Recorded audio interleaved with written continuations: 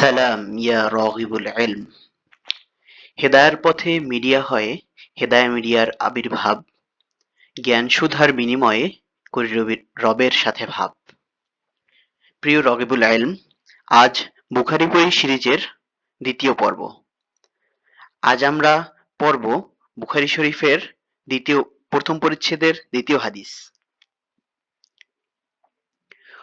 উম্মুল মুমিনিন আয়েশা রাদিয়াল্লাহু তাআলা আনহু হতে বর্ণিত, হারিস ইবনু হিশাম রাদিয়াল্লাহু তাআলা আনহু রাসূল সাল্লাল্লাহু আলাইহি ওয়াসাল্লামকে জিজ্ঞেস করলেন, হে আল্লাহর রাসূল, আপনার নিকট ওহী কি রূপে আসে?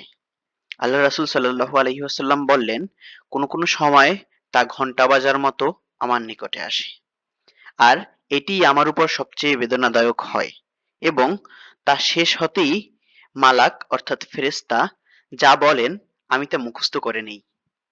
আবার কখনো মালাক অর্থাৎ ফেরেশতা মানুষের রূপ ধারণ করে আমার সাথে কথা বলেন। তিনি যা বলেন আমি তা মুখস্থ করে নেই। আয়েশা রাদিয়াল্লাহু তাআলা আনহু বলেন, আমি তীব্র শীতের সময় ওহী নাজিলরত অবস্থায় তাকে দেখেছি। ওহী শেষ হলেই তার ললাট হতে ঘাম ঝরে পড়ত। ইমাম বুখারী, মুসলিম, হাম্বল, আহমদ গ্রন্থে হাদিসখানা উল্লেখ করেছেন।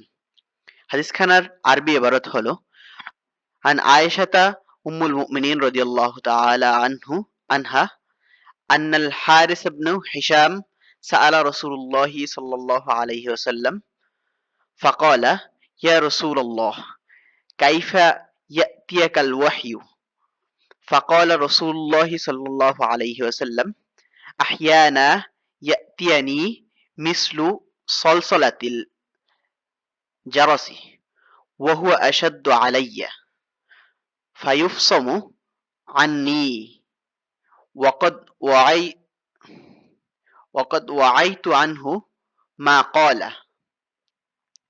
وأحيانا يتمثل لي الملك رجلا فيكلمني فأعي ما يقول.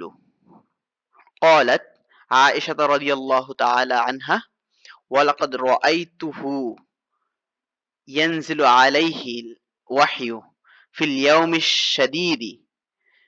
الشديد البرد فيفسم عنه وإن جبينة ليتفصد عرقا.